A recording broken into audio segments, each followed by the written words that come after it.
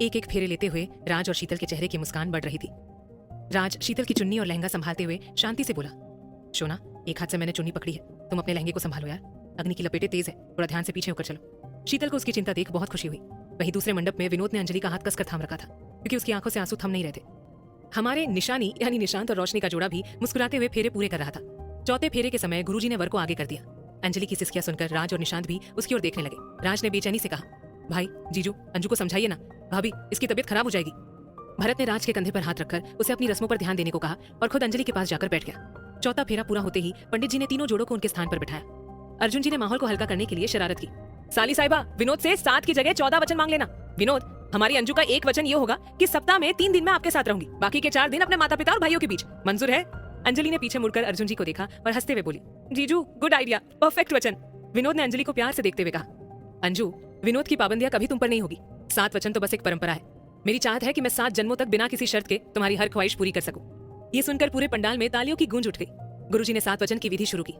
राज, निशांत और विनोद ने कन्या द्वारा मांगे गए सभी वचन तीर्थ यात्रा में साथ रखने, माता पिता का सम्मान करने, जीवन के हर पड़ाव में सहयोग करने, परिवार की जिम्मेदारियों और प्राइवेसी बनाए रखने के वादे स्वीकार किए।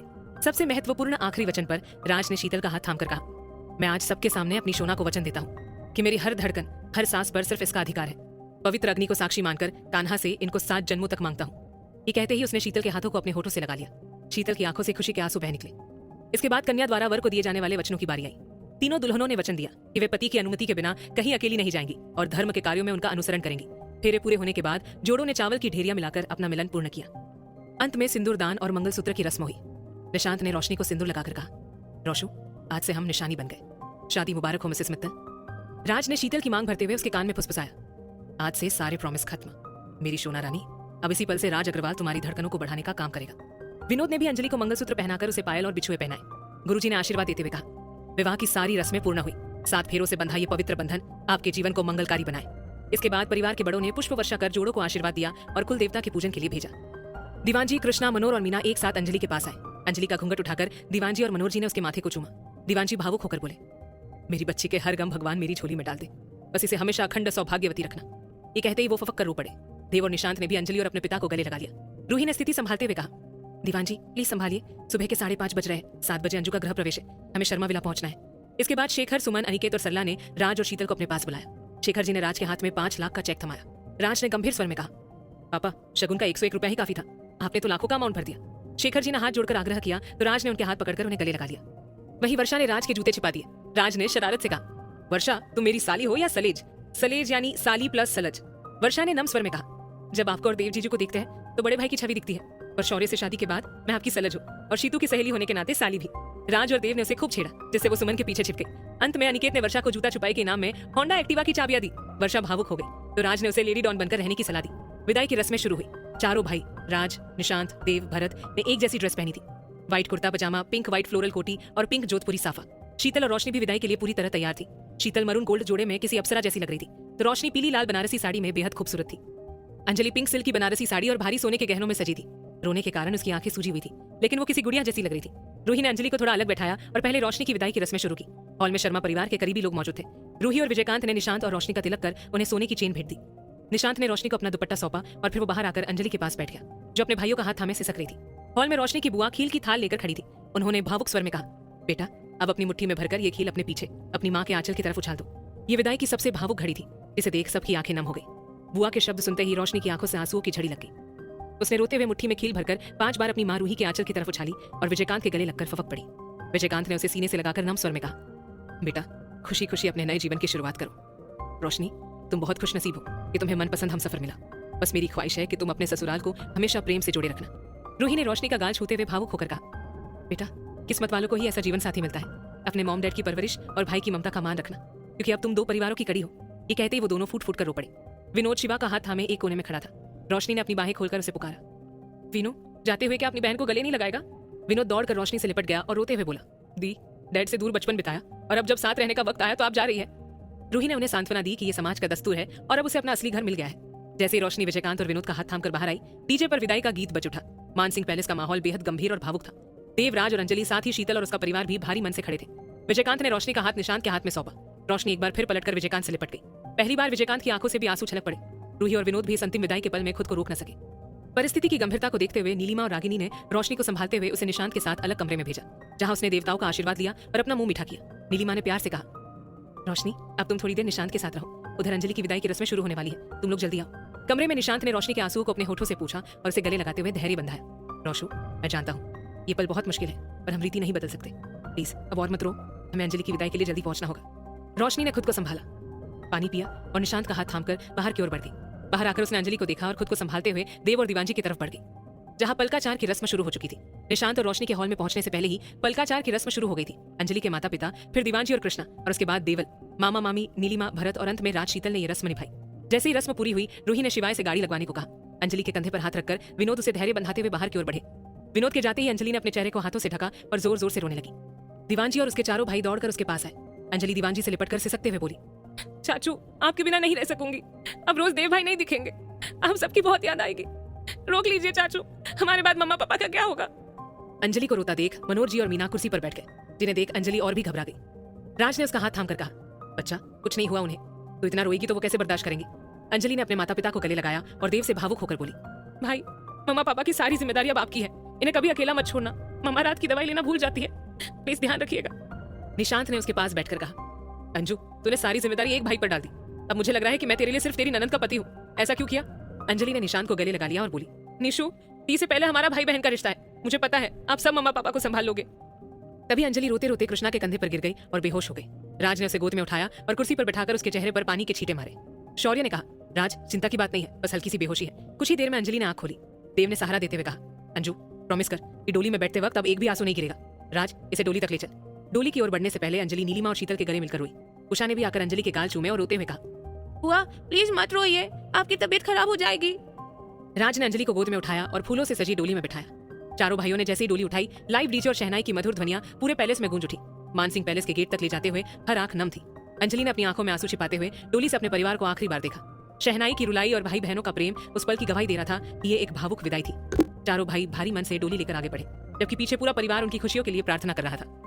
अंजलि की डोली जब पैलेस के मेन गेट पर उतरी तो पूरा दृश्य बेहद भावुक था। चारों भाइयों ने उसे डोली से बाहर निकाला। अंजलि अपने भाइयों से लिपटकर फूट फूट कर रोने लगी। उसने देव का हाथ थामकर कहा, भाई प्रॉमिस कीजिए आप रोज वीडियो कॉल पर बात करेंगे, मैं आपको देखे बिना नहीं रह सकती।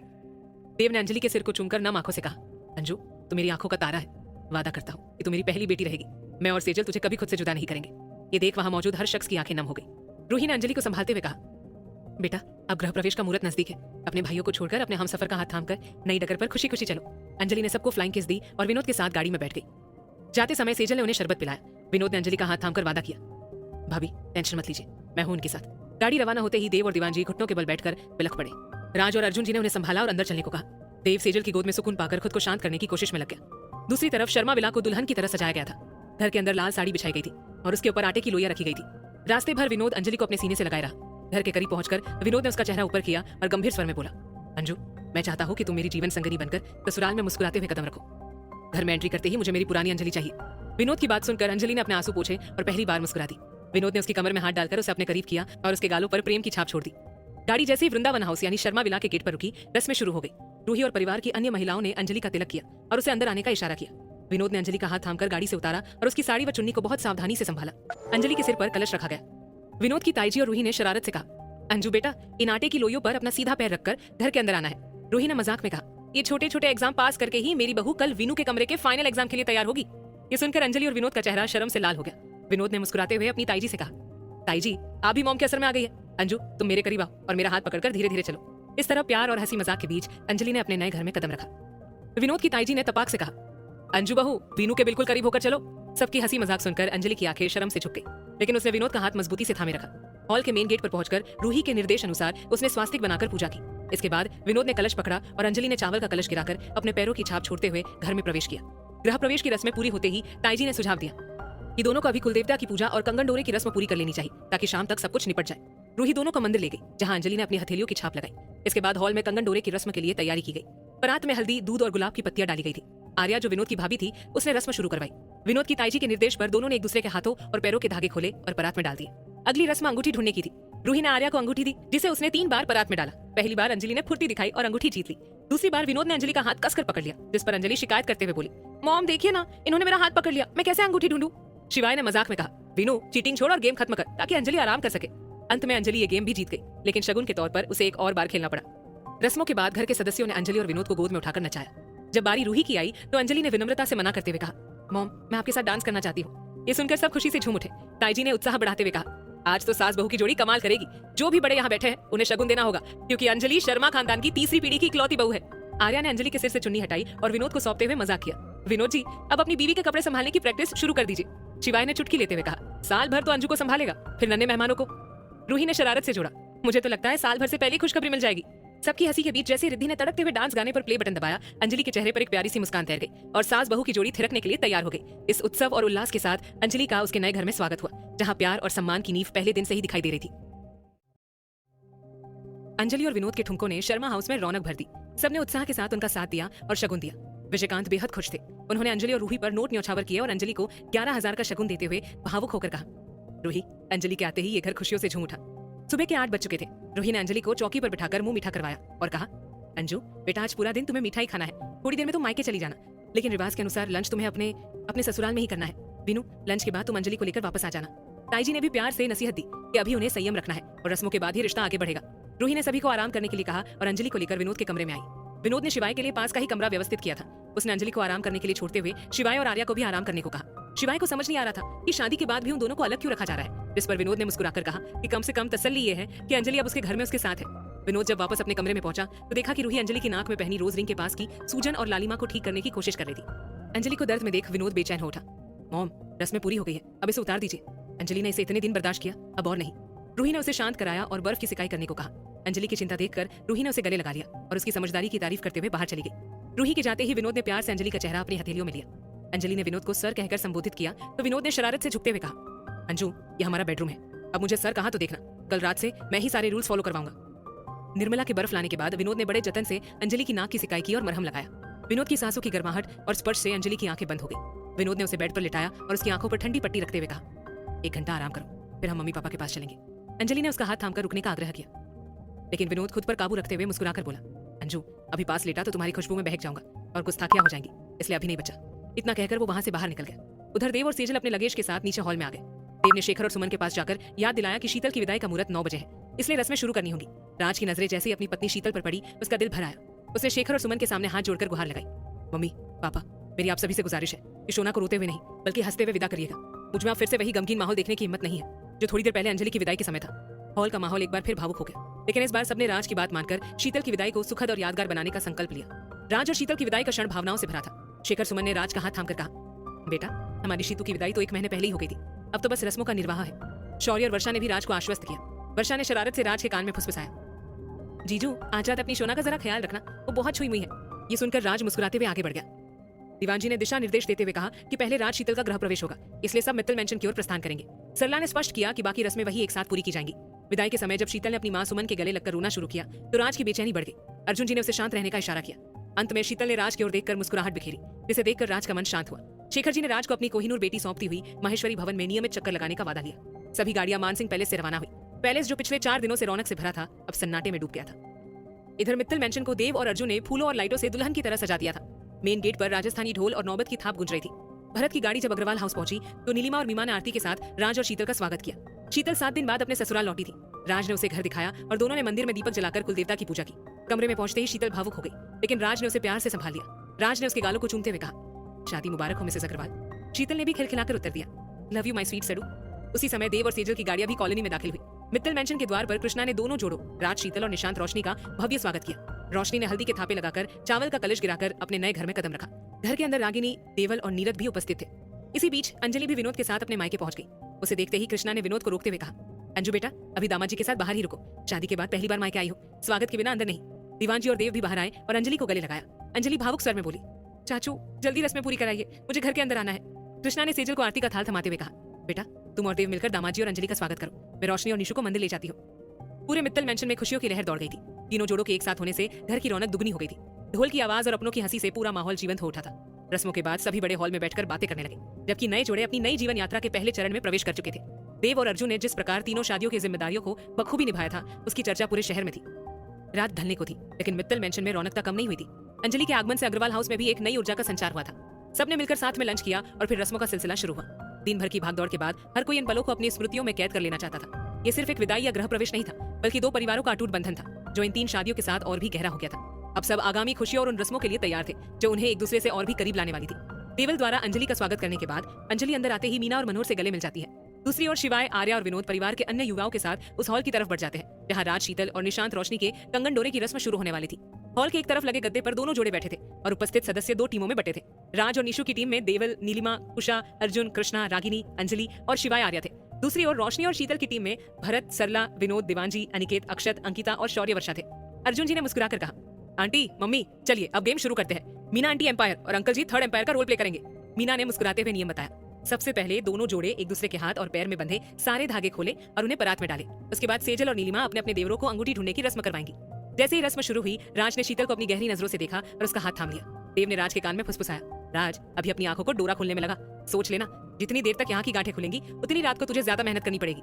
राज ने देव को घूर कर कहा, तू थोड़ी देर अपना मुंह बंद करके बैठ जा। अंजलि ने बीच में ही पूछा, राज भाई क्या हुआ?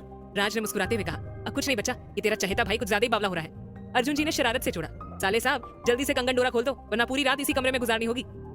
इतनी देर में निशांत ने रोशनी का मुख्य कंगन डोरा खोलकर सेजल को थमा दिया। सेजल खुश होकर बोली, वाह भैया, ऐसे ही सब धीरे धीरे खोल दीजिए।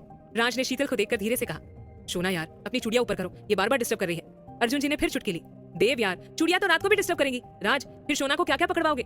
राज ने अर्जुन को घूर कर कहा, मम्मा आप जीजू और देव को यहाँ से हटाइए, ये मुझे डिस्टर्ब कर रहे हैं। धागे खोलते हुए उसने शीतल से कहा, इतना टाइट किसने बांधा था? ने अर्जुन को घूर कर कहा, मम्मा आप जीजू और देव को यहाँ से हटाइए, ये मुझे डिस्टर्ब कर रहे हैं। धागे खोलते हुए उसने शीतल से कहा, इतना टाइट किसने बांधा था? शीतल ने धीरे से वर्षा की ओर इशारा किया। राज ने वर्षा को देखा, लेडी डॉन, अपनी सारी जोर आजमाइश यही कर ली? वर्षा ने इतराते हुए कहा, जीजू थोड़ी मेहनत करिए, पुलिस वालों के लिए कोई टास्क टफ नहीं होता। सेजल के कहने पर शीतल ने अपना हाथ आगे किया और धीरे धीरे सारे धागे खुल गए। निशांत भी उलझ गया था, लेकिन रोशनी की मदद से उसने भी अपने धागे खोल दिए। शीतल की समझदारी देखकर अनिकेत ने सरला की तरफ देखकर गर्व भरी मुस्कान दी, जबकि राज की आंखों में शीतल के लिए प्यार की नमी आ गई। अंगूठी ढूंढने की रस्म शुरू हुई। निशांत ने आत्मविश्वास से कहा, भाभी ये आसान टास्क है, इसमें तो मैं और राज भाई ही जीतेंगे।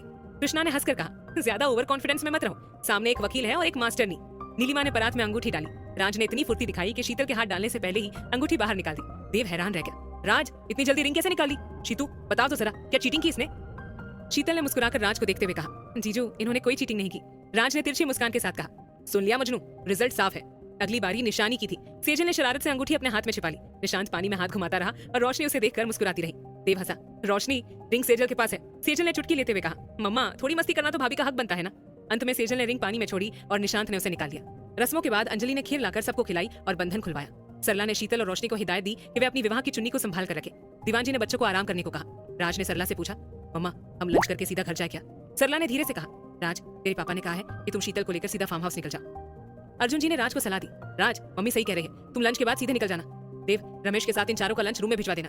निशांत और रोशनी को ऊपर भेजकर देव और अर्जुन ने उन्हें रात के लिए शुभकामनाएं दी। राज शीतल को लेकर कमरे में गया और दरवाजा लॉक कर दिया। उसने शीतल को बेड पर बिठाते हुए कहा, शोना हम लंच के बाद सीधे फार्म हाउस जाएंगे और कल लंच के बाद वापस आएंगे। शीतल बेचैन होकर बोली, लेकिन राज आज रात तो हमें अपने बेडरूम में ही। राज उसके करीब झुककर फुसफुसाया, मम्मा पापा सबको पता है, तुम चिंता मत करो। रही बात ड्रेस की, तो आज रात के लिए तुम्हारी ड्रेस सिलेक्ट हो चुकी है। अगर कोई और ख्वाहिश है तो मैं फार्म हाउस पर पूरी कर दूंगा। राज की आवाज में एक गहरा खिंचाव था। उसने शीतल की कमर पर अपनी उंगलियां चलाई और धीमी आवाज में कहा, शोना आज रात की खामोशी में सिर्फ धड़कनों का शोर होगा। आज रात मेरा प्यार थोड़ा हार्ड और रफ हो सकता है, अपनी धड़कनों को काबू में रखना।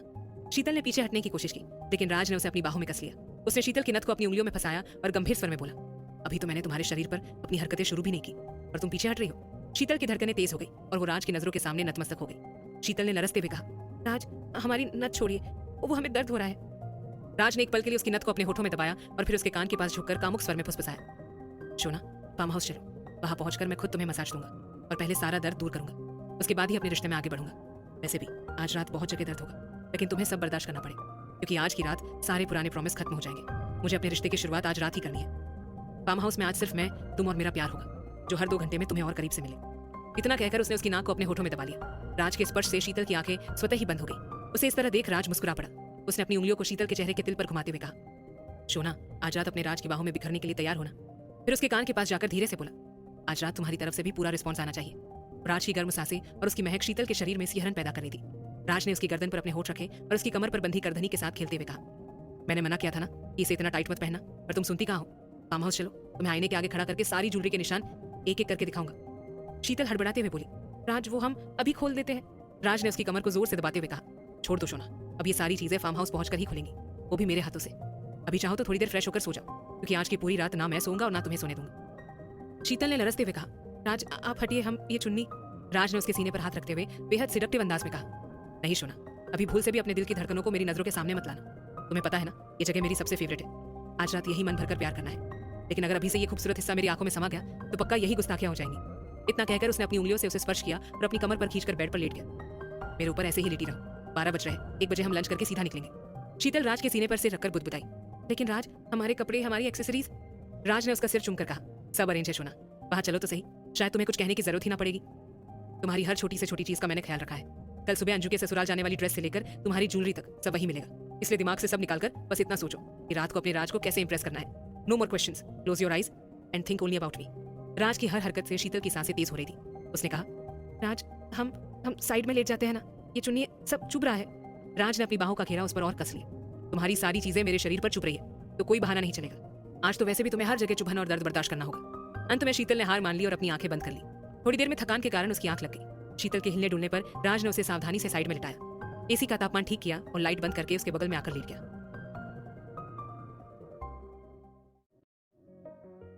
दूसरी तरफ निशांत और रोशनी के कमरे में आते ही निशांत शॉवर लेने चला गया। रोशनी जैसी ज्वेलरी उतारने के लिए मिरर के सामने बैठी, शॉवर लेकर बाहर आते निशांत की नजर उस पर पड़ी।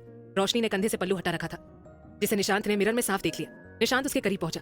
उसने धीरे से कहा, रोशू, अब मेरे पास ऑफिशियल राइट है, मैं आपकी ज्वेलरी और ये साड़ी रिमूव करने में हेल्प कर सकता हूँ। अब बस ऐसे ही मुझ में सिमट कर खड़ी रही। निशांत की उंगलियों का स्पर्श पाकर रोशनी के हाथ ठंडे पड़ गए। उसे ऐसा लगा जैसे वो किसी नई दुनिया में आ गई हो। निशांत ने बेहद नजाकत से उसका नेकलेस और मांग टीका उतारकर साइड में रखा। फिर उसने धीरे से कहा, I just want to feel this moment slowly, not rush it. Tonight will be special, but right now let's just stay here. Roshni ने कांपती आवाज में कहा, I just want to feel you once. Nishant मुस्कुराया और उसे अपने सीने से लगा लिया। उसने उसके कान में कहा, Rosh, just relax, it's just us. Roshni ने सुकून भरी सांस ली। दोपहर 2 बजे देव ने निशांत और राज का लंच उनके कमरों में भिजवा दिया। लंच के बाद राज शीतल को लेकर नीचे आया। अनिकेत और सरला ने उन्हें फार्म हाउस के लिए विदा किया।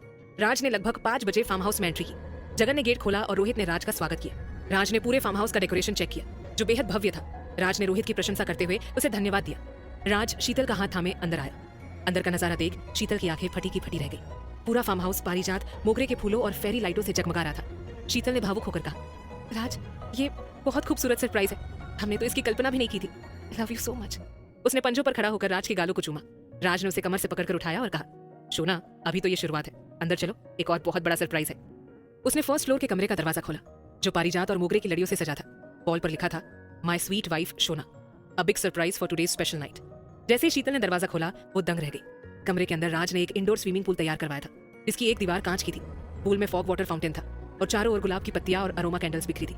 रूम में रोमांटिक इंस्ट्रूमेंटल म्यूजिक बज रहा था। राज ने सबको वीडियो कॉल करके ये नजारा दिखाया। देव और अर्जुन की आंखें भर आई। राज ने मुस्कुराते हुए कहा, देव, अर्जुन भाई, ये तोहफा मेरे और शोना के लिए सबसे यादगार रहेगा। रात के उस हसीन माहौल में राज और शीतल अपनी नई जिंदगी की शुरुआत करने के लिए तैयार थे। उस रात का हर लम्हा, राज की हर कोशिश और शीतल की हर खुशी उस फार्म हाउस की दीवारों में हमेशा के लिए दर्ज हो गई। शीतल राज के सीने से लगी हुई अभी भी कांप रही थी। राज ने फोन पर सबको शुभ रात्रि कहा। ओके जीजू, देव, गुड नाइट, कल बात करता हूँ। अर्जुन भावुक होकर बोले, राज, शीतल को संभालो और अपनी नई जिंदगी की बेहतरीन शुरुआत करो। फोन करते ही राज ने शीतल के बालों को सहलाते हुए पूछा, शोना, तुम्हारे शरीर में ये कंपन क्यों है? शीतल ने भावुक होकर कहा, राज, सब कुछ किसी सपने जैसा लग रहा है, ऐसा लगता है हम किसी अलग ही दुनिया में आ गए हैं। राज ने उसे अपनी ओर घुमाया और मदहोशी भरी आवाज में कहा, चलो शोना, आज तुम्हें इसी स्वप्न लोक की सैर करवाता हूँ। उसने रूम की लाइट धीमी कर दी और सिर्फ फेरी लाइट्स जलने दी। शीतल को आईने के सामने ले जाकर उसे पीछे से अपनी बाहों में भरते हुए राज ने उसके कान के पास फुसफुसाया, शोना, आज इस प्यार भरी रात की शुरुआत इस पूल में मदहोशी में डूबकर करेंगे। मैंने बहुत लंबा इंतजार किया है कि आज रात तुम मेरे प्यार में पागल होने के लिए तैयार हो। शीतल ने राज के हाथों पर अपनी पकड़ मजबूत की। जी राज, आज हम भी आपकी बाहों में पूरी तरह मदहोश होना चाहते हैं। राज ने शीतल के कंधे को चूमते हुए पूछा, बताओ, सबसे पहले मेरे स्पर्श का एहसास कहाँ महसूस करना चाहोगी? शीतल लरसते हुए बोली, राज, हमें आज आपकी बाहों में बिखरना है, आप जैसे चाहे वैसे प्यार कर सकते हैं। राज ने शरारत से कहा, ओके माय डियर वाइफी, पहले तुम्हारी ज्वेलरी हटाकर उन निशानियों को देख लो जो ये तुम पर छोड़ गई है। उसने शीतल की ड्रेस का आंचल हटाया और धीरे धीरे एक एक गहना उतारने लगा। शीतल का ब्लाउज पीछे से बैकलेस था, जिसे राज ने अपनी उंगलियों से खोलकर अलग किया। जैसे ही वो डोर गिरी, राज ने उसे अपनी ओर खींचा। शीतल के हाथ अचानक ढीले पड़ गए और वो थोड़ा झुक गई। राज ने अपनी हथेली उसकी कमर पर रखी और अपनी दाढ़ी से उसकी पीठ को सहलाते हुए उसके गर्दन पर अपने लबों से स्मूच करना शुरू किया। शीतल के मुंह से आह निकल गई। राज उसे दर्पण से सटाकर खड़ा करता है और उसकी गर्दन, कमर और पीठ पर अपने होठों की छाप छोड़ता है। राज ने उसे एक गिफ्ट बॉक्स थमाते हुए कहा, इसे पहनो और पूल में आओ जल्दी। राज खुद पूल की ओर बढ़ गया और वहीं रखी रेस्ट चेयर पर वाइन का ग्लास लेकर बैठ गया। शीतल ने कांपते हाथों से बॉक्स खोला तो उसमें एक वाइन कलर की ट्रांसपेरेंट नेट की बेबी डॉल ड्रेस थी। उसने राज को देखते हुए कहा, राज, ये हम नहीं पहन सकते। राज वाइन का सिप लेते हुए खड़ा हुआ और उसके पास जाकर बोला, शोना तुम पहन रही हो या मैं पहनाऊं? सब जरूरी है, मैंने पहले ही कहा था मेरे प्यार का अंदाज थोड़ा अलग होगा। अंत में शीतल ने वो ड्रेस पहनी और बाहर आई। उसकी खूबसूरती देखकर राज की आंखें ठहर गई। उसने उसे गोद में उठाया और सीधे पूल के पानी में उतर गया। ठंडे पानी का स्पर्श होते ही शीतल ने खुद को राज के सीने में छुपा लिया। राज ने उसे सीढ़ियों पर बिठाया और म्यूजिक सिस्टम ऑन किया। उसने वाइन का ग्लास शीतल के होठों से लगाकर कहा, शोना मेरे लिए आज थोड़ा सा ड्रिंक। शीतल ने एक ही झटके में ग्लास खाली कर दिया। राज हैरान रह गया। शोना एक बार में ही पूरा? शीतल ने मदहोश होकर उसकी बाहों में खुद को डाल दिया। डोंट वरी राज, आज आप ही का नशा हम पर इतना छाया हुआ है, ये ड्रिंक बेअसर है। Let's dance. म्यूजिक की धुन पर दोनों पानी की फुहारों के नीचे आ गए। राज ने उसे अपनी बाहों में कस लिया। पानी की ठंडी बूंदे और राज की गर्म सांसें शीतल के अस्तित्व को झकझोर रही थी। राज ने अपने होठों से उसके गालों को चूमते हुए कहा, आज रात की हर धड़कन सिर्फ मेरी है। शीतल ने आंखें बंद कर ली और राज के स्पर्श में पूरी तरह खो चुकी थी। राज की उंगलियां उसकी कमर की गोलाई पर थिरक रही थी, जबकि शीतल का शरीर राज की हर छुअन पर रिएक्ट कर रहा था। उस रात उस पूल के किनारे दुनिया की हर बंदिश से दूर दोनों केवल एक दूसरे में सिमट जाना चाहते थे। राज ने उसे अपनी ओर खींचते हुए उसके माथे पर अपना माथा टिकाया और कहा, तुम सिर्फ मेरी हो, आज और हमेशा के लिए। शीतल ने मुस्कुराकर सिर हिलाया और राज की आगोश में फिर से मदहोश हो गई। शीतल राज के सीने से लगे हुए पानी में ही थिरकने लगी। राज के होठ शीतल को मदहोशी से चूम रहे थे। दोनों एक दूसरे में सिमटे हुए थे और उनके जिस्मों की हलचल पानी की लहरों में मिल रही थी। राज के हाथ डांस करते हुए शीतल के बदन पर फिसल रहे थे। दोनों पर ही एक दूसरे के प्यार का गहरा खुमार छाया हुआ था। राज शीतल की गर्दन को चूमते हुए उसके चेहरे पर अपनी उंगलियां चलाकर उसकी आंखों में देखता है और उसे और भी करीब खींच लेता है। राज ने शीतल को अपने करीब करके उसके सीने पर अपना चेहरा रख दिया और अपने हाथों से उसकी धड़कनों को हल्के हल्के सहलाने लगा। शीतल की आंखों में एक हल्की सी नमी थी और होठों पर एक संतोषजनक मुस्कान। उसने धीमी आवाज में कहा, राज सब कुछ जैसे किसी सपनों की दुनिया जैसा लग रहा है। ऐसा लग रहा है हम किसी और ही दुनिया में आ गए। राज ने मुस्कुराकर उसे कंधों से पकड़कर अपनी ओर किया। उसकी आंखों में देखते हुए धीमे से बोला, तो फिर मुझे इस रात को और भी जादुई बनाने दो मेरी शोना। इतना कहकर उसने कमरे की सारी लाइटें बंद कर दी। सिर्फ सीलिंग और फेरी लाइट्स की हल्की चमक चारों तरफ फैल गई। उस सुनहरी रोशनी में सब कुछ किसी परी कथा जैसा लग रहा था। राज शीतल को आईने के सामने ले गया और पीछे से उसे आगोश में भर लिया। उसकी गर्म सांसें शीतल के कानों को छूती हुई फुसफुसाई, आज की रात हम बस महसूस करेंगे, कोई जल्दबाजी नहीं, कोई झिझक नहीं। शीतल की पलकें खुद ब खुद छुप गई और उसने राज की बात मान ली। राज आज बस आपकी बाहों में रहना है। राज हल्के से मुस्कुराया, उसके कंधे पर अपना सिर टिकाते हुए बोला, बस इतना ही काफी है। धीरे धीरे उसने उसके गहने उतारने शुरू किए। हर स्पर्श बेहद सधा हुआ और नर्म था, जैसे वो उसे महसूस करने की जल्दी में नहीं बल्कि उस पल को जी लेना चाहता हूँ। शीतल की सांसें हल्की हल्की तेज होने लगी। वो आईने में खुद को देख रही थी, लेकिन महसूस सिर्फ राज को कर रही थी। राज ने पास रखे आइस बॉक्स से एक बर्फ का टुकड़ा उठाया और शरारती अंदाज में उसकी कलाई पर हल्का सा छुआ। शीतल एकदम से सिहर उठी। राज हल्के से हंसकर बोला, घबराओ मत, बस थोड़ा सा जादू। ठंडे स्पर्श और उसकी गर्म सांसों के बीच शीतल का दिल जैसे कोई अनजाना सा राग छेड़ रहा था। उसने धीरे से राज का हाथ पकड़ लिया। बस अब और नहीं। राज ने उसे अपनी तरफ खींचकर अपनी बाहों में भर लिया। ठीक है, जैसा तुम चाहो। कुछ देर बाद उसने एक गिफ्ट बॉक्स उसकी तरफ बढ़ाया। इसे पहन कर आओगी मेरे लिए? शीतल ने झिझकते हुए बॉक्स खोला। अंदर की ड्रेस देखकर हल्की सी शर्म उसके चेहरे पर फैल गई। राज ने उसकी आंखों में देखते हुए कोमलता से कहा, तुम इसमें बेहद खूबसूरत लगोगी, मुझ पर भरोसा रखो। थोड़ी सी हिचकिचाहट के बाद शीतल ने कपड़े बदले। जैसे वो सामने आई, राज कुछ पल उसे देखता ही रह गया। इतनी खूबसूरत। उसने बिना कुछ कहे उसे अपनी बाहों में उठा लिया और पूल की तरफ बढ़ गया। पानी का हल्का ठंडा स्पर्श होते ही शीतल सिमटकर राज से लिपट गई। बहुत ठंडा है। राज ने हंसते हुए उसे और करीब कर लिया। मैं हूं ना यहाँ। हल्के संगीत के साथ दोनों धीरे धीरे पानी में थिरकने लगे। कोई तेज हरकत नहीं थी, बस एक दूसरे की मौजूदगी को महसूस कर रहे थे। शीतल का सिर राज के कंधे पर टिक गया और राज की उंगलियां उसकी हथेलियों को थामे हुई थी। राज, ये पल मैं नहीं चाहती कि ये कभी खत्म हो। राज ने उसकी आंखों में देखते हुए कहा, ये कभी खत्म नहीं होगा, क्योंकि ये सिर्फ इस पल की बात नहीं है, ये हम दोनों की बात है। दोनों एक दूसरे के बेहद करीब थे। उस धीमे संगीत, ठंडी हवा और पानी की लहरों के बीच खो गए, बिना किसी जल्दबाजी और बिना किसी शब्द के, सिर्फ एहसास की गहराई में।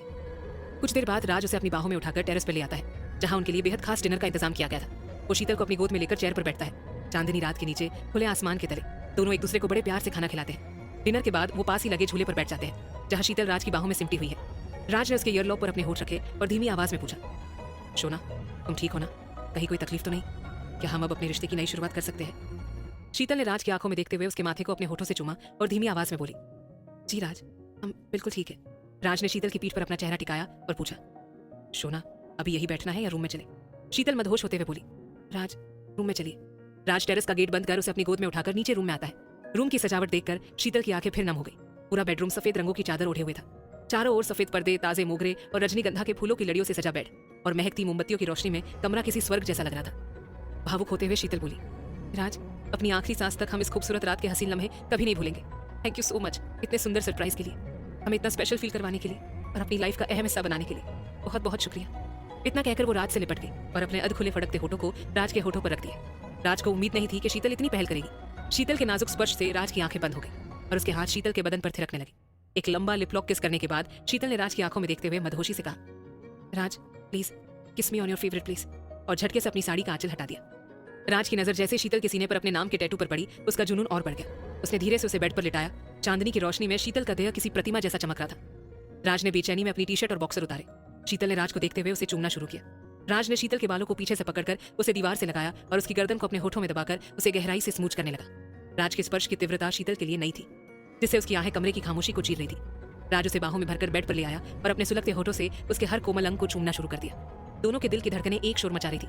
राज की उंगलियां धीरे धीरे शीतल के ब्लाउज की डोरी तक पहुंची और उसे खींचकर अलग कर दिया। थोड़े ही पलों में दोनों के शरीर के वस्त्रों का आवरण अलग हो चुका था। जैसे ही राज ने शीतल की धड़कनों को चूमना शुरू किया, शीतल जोश में थोड़ी ऊपर सरक गई, जिससे राज के दांतों का हल्का सा निशान पड़ गया। शीतल हल्की सी कराह उठी। राज बेचैन होकर बोला, क्या कर रही हो सोना, तुम्हें लग गया ना? शीतल लरसते हुए बोली, राज हम ठीक है। राज ने उसके हाथ पकड़कर कहा, हटाओ हाथ सोना, मुझे देखना है। उसने बड़े प्यार से उसे सहजा और फिर से अपने होठों की हलचल उसकी धड़कनों पर फिराने लगा। राज का प्यार अब और भी गहरा और हार्ड होता जा रहा था। शीतल ने खुद को पूरी तरह राज की बाहों में सौंप दिया था। राज ने उसकी गर्दन को अपने होठों में दबाते हुए फुसफुसाया, Shona, we both are virgin, so we will feel a little uncomfortable, but I will not take any precaution. Are you ready? शीतल ने सिहरते हुए जवाब दिया, यस राज। राज ने उसकी धड़कनों को एक बार फिर चूमते हुए कहा, लूज योर बॉडी शोना। इतना कहकर उसने अपने एक हाथ से उसकी थाइस पर दबाव बनाया और उसके अंदर पूरा समा गया। शीतल के मुंह से एक तीव्र चीख निकल गई। राज तुरंत ऊपर होकर शीतल के होठों को अपनी गिरफ्त में ले लेता है और बोला, शोना होल्ड मी टाइट। शीतल ने अपने दोनों हाथों से राज की कमर को कसकर पकड़ लिया। उनकी सांसें अनियंत्रित हो गई थी। आज सही मायनों में राज और शीतल एक दूसरे में विलीन हो रहे थे। दोनों का रिश्ता प्रेम की गहराइयों में उतरकर संपूर्णता की ओर बढ़ रहा था। राज की एक आक्रामक और भावुक हरकत से शीतल की आंखों में नमी आ गई। उसने खुद को राज के सीने में छुपा लिया। राज उसे अपने ऊपर लेकर और भी गहराई से प्यार करने लगा। उसके होठों को चूमते हुए राज बोला, लव यू शोना, आज हम पूर्ण हो गए। हमारा 7 फेरों का बंधन आज सफल हो गया। मुझ जैसे एरोगेंट सड़ू को अपने अंदर तक समेट लेने के लिए थैंक यू सो मच। शीतल राज के शरीर से लिपटी हुई बोली, ये सिर्फ आपका ही हक था राज। हमने आज पूरी तरह से आपको अपनी रूह में बसा लिया है। हम राज अग्रवाल की पूर्ण भ्राता बन गए हैं। उसने राज के कान में धीरे से फुसफुसाया, राज प्लीज अब हमें बस आपके सीने से लगकर सोना है। राज ने प्यार से उसका गाल सहलाते हुए पूछा, हॉट मिल्क, पानी या वॉशरूम जाना है? शीतल ने उसके सीने को चूमते हुए कहा, नो नो राज, बस आपकी बाहों में लिपट कर सोना है। राज ने दोनों को कंबल से ढक लिया और उसकी पीठ को सहलाते हुए बोला, गुड नाइट सोना, सुबह आराम से उठेंगे। शीतल रात से लिपटी हुई थोड़ी ही देर में गहरी नींद में चली गई। वो बंद कमरा आज दोनों के प्यार के लाल रंग से सरोवर था। पूरी रात हर 2 घंटे में राज ने अपनी शोना पर अपना बेशुमार प्यार बरसाया। रात के तीसरे पहर में जाकर उन्हें नींद आई थी। दोनों के चेहरों पर एक सौम्य मुस्कान थी, जैसे वे अपनी इस नई दुनिया में खो गए हो। सुबह की पहली किरण तक दोनों एक दूसरे की बाहों में सुरक्षित और संपूर्ण महसूस कर रहे थे। राज और शीतल के मित्तल मेंशन से निकलते ही घर की रौनक एक अलग ही पड़ाव पर पहुंच गई थी। पूरा मेंशन अब सुकून की चादर ओढ़े हुए था। घर के बाकी सदस्य अपने अपने कमरों में विश्राम कर रहे थे। देव और अर्जुन राज से फोन पर बात करने के बाद अगले दिन अंजू के विदाई समारोह में भेजे जाने वाले सामानों का जायजा लेने और ऑर्डर देने के लिए बाजार निकल गए थे। वहीं सेजल और रागिनी ने पूरे घर की साफ सफाई का जिम्मा बखूबी निभाया था। ऊपर के फ्लोर पर निशानी यानी निशांत और रोशनी एक दूसरे की बाहों में सिमटे सुकून की गहरी नींद में सो रहे थे। शाम के करीब 6 बजे निशांत की आंखें खुली। उसने अपनी पत्नी रोशनी को अपनी बाहों में सुरक्षित और शांत सोते देखा तो उसके चेहरे पर एक कोमल मुस्कान तैर गई। उसके माथे को प्यार से चूमकर वो धीरे से बिस्तर से उठा ताकि रोशनी की नींद न टूटे। वॉशरूम में फ्रेश होने के बाद वो नीचे हॉल में चला गया। वहीं दीवान जी अपने अन्य पारिवारिक सदस्यों और अनिकेत भरत के साथ इवेंट टीम के हेड रोहित से मिल रहे थे और उनका पेमेंट सेटल कर रहे थे। निशांत को नीचे आते देख देव, अर्जुन और भरत के चेहरों पर एक शरारती मुस्कान दौड़ गई। निशांत आकर देव की बगल वाली सोफे पर बैठ गया। अर्जुन जी ने चुटकी लेते हुए पूछा, क्यों दूल्हे राजा, नींद पूरी हो गई? निशांत ने हल्की सी मुस्कान के साथ जवाब दिया, जी जीजू। देव ने निशांत के कंधे पर हाथ रखा और शरारत भरी आवाज में बोला, जीजू आप भी ना गलत सवाल पूछ रहे हैं। अपनी रोशो की बाहों में इतना सुकून भरा रेस्ट मिला होगा तो थकान तो खुद ब खुद उतर गई होगी, क्यों निशु? निशांत ने देव को घूर कर देखा। वो कुछ कहने ही वाला था कि तभी सेजल सबके लिए कॉफी लेकर आ गई। उसने इधर उधर देखते हुए पूछा, भैया आप तो नीचे आ गए, रोशनी कहाँ है? देव ने सेजल का हाथ पकड़कर उसे अपनी ओर खींचा और बोला, जान आप भी अपने देवर से उल्टे सवाल पूछ रही है? सेजल ने हैरानी से देव को देखा। अब हमने इसमें क्या गलत पूछा? देव हंसते हुए बोला, जान दोनों ने आज पहली बार अपना नया नया रोमांस शुरू किया है। नॉर्मल होने में समय तो लगेगा ही ना। आपकी देवरानी नीचे आ जाएगी। ऐसा करिए आप ही ऊपर जाकर रूम का एक चक्कर लगा लीजिए, जेठानी का फर्ज निभाइए और हाँ आज रात के लिए कुछ टिप्स वगैरह दे दीजिए अपने देवर देवरानी को।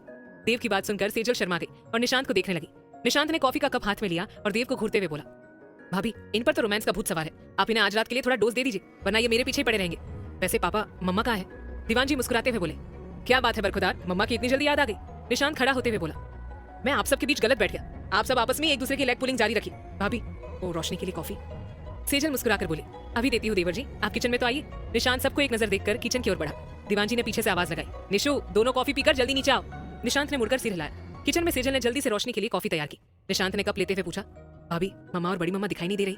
सेजल ने बताया, भैया वे दोनों पड़ोस में रमेश भाई के साथ मिठाई और गिफ्ट देने गई हैं, आप दोनों नीचे आ जाइएगा, बस वे आती होंगी। कॉफी लेकर निशांत सीधा ऊपर रूम में पहुंचा। रोशनी अभी भी गहरी नींद में थी। निशांत ने कॉफी टेबल पर रखी और उसके पास बैठ गया। उसने रोशनी के चेहरे पर आ रही बालों की लटों को उंगलियों से हटाते हुए धीरे से पुकारा, रोशो उठिए। निशांत के स्पर्श से रोशनी की आंखें धीरे धीरे खुली। निशु, कितने बज गए? निशांत ने अपना मोबाइल आगे किया। देखिए, टाइम देखते ही रोशनी हड़बड़ा कर उठी। ओह शिट, हम इतनी देर तक सोते रहे, आपने हमें उठाया क्यों नहीं? निशांत ने उसके कंधे पकड़कर उसे शांत कराया। रिलैक्स रोशो, आप इतनी गहरी नींद में थे कि मुझे खुद को आपको जगाने का मन नहीं हुआ। मैं भी अभी थोड़ी देर पहले ही उठाऊं। भाभी ने आपके लिए कॉफी भेजी है, जल्दी से फ्रेश हो जाइए। रोशनी ने निशांत को देखा और चुपचाप वॉशरूम की ओर बढ़ गई। उसके जाते ही निशांत ने रूम व्यवस्थित किया और रोशनी के लिए साड़ी निकालकर सेजल को कॉल किया। सेजल उस समय देव के साथ दीवानजी के कमरे में रोशनी की ज्वेलरी सेट कर रही थी। फोन देखकर वो बोली, बोलिए भैया। निशांत ने मुस्कुराकर कहा, भाभी रूम में आइए ना, रोशनी को साड़ी पहनानी है। सेजल ने शरारत से कहा, भैया हम तो आ जाएंगे, पर सोच लीजिए एक बार, कहीं साड़ी पहनाते हुए हमारी नजरें वो ना देख ले जो हमें नहीं देखना चाहिए। सेजल की बात सुनकर देव मुस्कुराने लगा, जबकि निशांत शर्म के मारे लाल हो गया। भाभी प्लीज जल्दी आइए। सेजल हंसकर बोली, ओके 5 मिनट में आते हैं। फोन रखते ही देव ने सेजल का हाथ खींचकर उसे अपनी बाहों में भर लिया। जान, आज सुबह से ही देवर भाभी में बड़ी शरारतें हो रही है, थोड़ा रहम अपने मासूम पति पर भी कर लीजिए। सेजल ने कसमसाते हुए कहा, देव क्या कर रहे हैं, कोई आ जाएगा, छोड़िए ना। देव ने उसकी गर्दन चूमते हुए कहा, जान पहले ये बताइए कि आज की रात आप अपने पति को फ्रेश अप करेंगी कि नहीं? सेजल हंसकर बोली, पति देव आज आपके छोटे भाई की वेडिंग नाइट है और असर आप पर हो रहा है। रुकिए, जीजू को बोलती हूँ कि वो आपका भी रूम डेकोरेट करवा दे। देव ने उसे कसकर पकड़ते हुए कहा, जरूरत नहीं है जान, आपके बेडरूम में आते ही हमारा रूम खूबसूरत हो जाता है। मुझे आज रात बस आपके साथ सुकून चाहिए। तभी कृष्णा और दीवानजी कमरे में आए और उन्हें इस हालत में देख दरवाजे पर ही रुक गए। दीवानजी ने कृष्णा का हाथ पकड़कर मजाक में कहा, कृष्णा लगता है बहुत जल्द हम दादा दादी बन जाएंगे। आपके दोनों बेटे अपनी बीवियों को 1 मिनट के लिए नहीं छोड़ते। कृष्णा ने घूर कर देखा, चुप रहिए आप बच्चों, अगर रोमांस हो गया हो तो हम अंदर आ सकते हैं। सेजल तुरंत अलग होकर वहां से निकल गई। देव मुस्कुराकर बोला, मम्मा यार नॉक तो कर लेते, पापा को इतने दिन बाद गले लगाया था और आप आ गई। कृष्णा ने बड़बड़ाते हुए कहा, देव तुझे सुकून चाहिए तो अपनी बीवी को लेकर अपने रूम में जा। देव ने कृष्णा को पीछे से हक किया, मम्मा सीधे सीधे कहिए ना कि मेरा रूम खाली करो, आपको भी पापा के साथ सुकून चाहिए ना। दीवानजी जोर से हंस पड़े। कृष्णा ने देव का कान पकड़ लिया, अपनी माँ से ही शरारतें। देव ने कान छुड़ाते हुए कहा, पापा समझाइए ना अपनी कृषु को। मम्मा अब हम शादीशुदा है, कम से कम कान तो मत खींचिए। कृष्णा अलमारी की ओर बढ़ते हुए बोली, अगर तेरी शरारतें जारी रही तो तेरे बच्चों के सामने भी तेरे कान खींचूंगी। फिर दीवानजी को घूर कर कहा, आप भी क्या खड़े होकर मुस्कुरा रहे हैं, जो काम था वो करिए। दीवानजी हंसकर बोले, आप भी कमाल करती हो कृष्णा। देव वहां से निकलते हुए बोला, मम्मा मैं रूम के बाहर जा रहा हूँ, पापा को डांटिए या रोमांस करिए, चॉइस आपकी है, पर रूम बंद कर लीजिएगा, कहीं फिर से कोई आ ना जाए। देव के जाने के बाद दीवानजी ने कृष्णा को बाहों में लिया। बताइए कृष्ण क्या करने का मूड है? कृष्णा ने उनके पेट में हल्के से मारते हुए कहा, मेरा सिर्फ बचे हुए काम निपटाने का मूड है, रोमांस का नशा उतारिए और काम करिए। दीवानजी ने मुंह बनाकर कहा, यार तुम हमेशा मूड खराब कर देती हो। इतना कहकर उन्होंने कृष्णा को बेड पर बिठाया और खुद उनकी गोद में लेट गए। उनके हाथ थाम कर वो भावुक स्वर में बोले, कृष्णा अंजू की विदाई के वक्त बहुत बेचैनी हो रही थी, ऐसा लगा जैसे सांसें रुक रही हो। आज लंच टाइम पर भी सीने पर भारीपन महसूस हुआ। अक्षत ने चेक किया तो बीपी बढ़ा हुआ था, दवाई ली तो आराम मिला। कृष्णा घबरा कर बोली, आप ये मुझे अब बता रहे हैं, इतनी लापरवाही क्यों? रुकिए मैं देव और निशु को बुलाती हूँ। दीवानजी ने उसे रोकते हुए कहा, नहीं कृष्णा आप परेशान मत होइए, मैं ठीक हूँ, आज बच्चों का दिन है, मैं नहीं चाहता मेरी वजह से उनका समय खराब हो। कृष्णा ने उन्हें कसकर पकड़ा, आप रेस्ट करिए, मैं दलिया बनाती हूँ, अगर विश्वास नहीं है तो अभी अक्षत से बात करते हैं। इतना कहकर उन्होंने अक्षत को कॉल लगाया। उस समय अक्षत हॉस्पिटल में अपने मरीजों को देख रहे थे। उन्होंने फोन उठाते हुए पूछा, क्या हुआ तीनों, सब ठीक तो है? दीवानजी ने मुस्कुराते हुए कहा, सब ठीक है अक्कू, बस 1 मिनट अपनी भाभी को तसल्ली दे दो, मैंने उन्हें बता दिया था तो वो खामखा परेशान हो रही है। अक्षत ने मुस्कुराते हुए फोन पर कहा, भाभी don't worry, everything is normal. Krishna की बेचैनी कम नहीं हो रही थी। उन्होंने कहा, भाई साहब काफी समय हो गया है, एक बार आप इनका पूरा बॉडी चेकअप कर लीजिए ना। अक्षत ने हल्की मुस्कान के साथ सुझाव दिया, ओके कल अंजू के यहाँ की रस्म पूरी कर लीजिए, परसों आप दिनों के साथ हॉस्पिटल आ जाइएगा, मैं अनी और इसका दोनों का चेकअप कर लूंगा। दिनों खाना खाकर मेडिसिन ले लेना और पूरा रेस्ट करना। दीवानजी ने मुस्कुराते हुए कहा, ठीक है डॉक्टर साहब, चलिए कल मिलते हैं, और फोन काट दिया। उन्होंने कृष्णा के माथे को सहलाते हुए कहा, कृष्णा परेशान मत होइए, सच कह रहा हूँ अब कोई प्रॉब्लम नहीं है। कृष्णा की आंखों में हल्की नमी थी। उन्होंने दीवानजी का हाथ पकड़कर कहा, मेरी कसम है आपको, अब अपने प्रति जरा भी लापरवाही की तो मैं आपसे नाराज हो जाऊंगी। दीवानजी ने उन्हें गले लगाते हुए कहा, नहीं करेंगे जाने मन, अभी तो आपके साथ बहुत लंबा रोमांस करना है। चलिए अपने चेहरे पर मुस्कान लाइए, आपके छोटे साहबजादे अपनी रोशू के साथ नीचे ही आ रहे हैं, उनसे मस्ती मजाक कीजिए। यंग सासू माँ। कृष्णा मुस्कुराते हुए बोली, आप चलकर बाहर बैठिए, मैं रोशनी की ज्वेलरी लेकर हॉल में आती हूँ। दीवानजी उनके गालों को चूमकर बाहर निकल गए। इधर सेजल निशांत के रूम में रोशनी को साड़ी पहनाकर तैयार कर रही थी। रोशनी के गालों को छूते हुए उसने कहा, बहुत प्यारी लग रही हो, जल्दी से रेडी होकर दोनों नीचे आ जाइए, मैं चलती हूँ। रोशनी मुस्कुराई, जी भाभी। सेजल नीचे आकर किचन में रमेश के साथ डिनर की तैयारी में जुट गई। तभी कृष्णा वहां आई। सेजल बेटा, अपने दोनों पापा के लिए वेजिटेबल दलिया बनाना है, मैं खुद बनाऊंगी, इसलिए तुम उनके खाने की चिंता मत करना। सेजल ने हैरानी से पूछा, मम्मा क्या हुआ, पापा इस समय दलिया? कृष्णा ने उसका गाल छुआ, परेशान होने की जरूरत नहीं है बेटा, इतने दिनों से भारी खाना खाया है तो आज थोड़ा हल्का खा लेंगे। सेजल को कुछ गड़बड़ लगी, पक्का मम्मा यही बात है ना? कृष्णा मुस्कुराकर बोली, हाँ मेरे बच्चे, ये बताओ तुम्हारी देवरानी अभी तक नीचे क्यों नहीं आई? सेजल हंस पड़ी, मम्मा बस अभी आई रही है, वैसे हमने साड़ी तो पहना दी, पर कल सुबह क्या होगा ये सोचकर हंसी आ रही है। सेजल की बात सुनकर कृष्णा भी जोर से हंस पड़ी। तभी रोशनी और निशांत किचन में आए। कृष्णा ने उन्हें देखा, कुछ चाहिए बेटा? रोशनी घबराकर कृष्णा के पास आई, सॉरी मम्मा, थकान की वजह से गहरी नींद आ गई, टाइम का ध्यान ही नहीं रहा। कृष्णा ने रोशनी का गाल सहलाते हुए शरारत से कहा, बेटा अभी की नींद तो जरूरी थी, वरना रात को गहरी नींद लग जाती तो मेरे निशु का क्या होता? कृष्णा की बात सुनकर रोशनी शर्म से झुक गई और निशांत हैरान होकर बोला, मम्मा अब आप भी शुरू हो गए? देखिए जरा अपनी बहू का चेहरा। उसने रोशनी का हाथ पकड़कर कहा, रोशनी चलिए आप बड़ी मम्मा और पापा के पास जाकर बैठिए। ये देखकर सेजल और कृष्णा खिलखिलाकर हंसने लगी। तभी देव अंदर आए।